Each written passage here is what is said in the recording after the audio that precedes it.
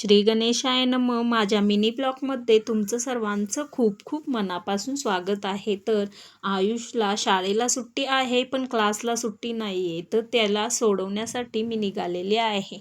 तर आयुषचं एका गाडीकडे लक्ष जातं आणि तो सांगतो की एका गाडीचं काकांनी स्टँड काढलेलं नाही. तर फास्ट गाडी चालवून आम्ही त्या काकांना सांगतो की तुमच्या गाडीचं स्टँड काढा. नंतर ते स्टँड काढतात. तर आता इथे आम्ही आयुषला मी क्लासमध्ये सोडून आता इथे निघालेली आहे. मला पण खूप भूक लागलेली आहे, पण माझा गुरुवार असल्यामुळे आता इथे मोठा शाबू तर भिजायला वेळ लागतो, म्हणून मी आता इथे झटपट असा बारीक शाबू भिजत घालत आहे. तो 5 ते 10 मिनिटात भिजून जातो.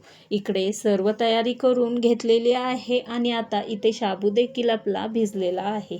तर आता तुम्ही बघू शकता मी शाबू देखील आता परतत आहे. आता इथे परतून झाल्यानंतर तयार देखील झालेला आहे. सकाळी नाश्त्यासाठी उपीट देखील बनवलेलं होतं. आता येताना मी ताक देखील घेऊन आलेले होते. तर आता मुलांना शाबू म्हटलं की खूप आवडतो, तर आता इथे त्यांना शाबू आणि ताक खायला देते. तर आता इथे तुम्ही पाहू शकता शाबू देखील मस्त झाला आहे असं मुलंही सांगतात. तर हा व्हिडिओ आवडला असेल तर व्हिडिओला लाईक करा, सबस्क्राईब करा आणि शेअर करा. धन्यवाद.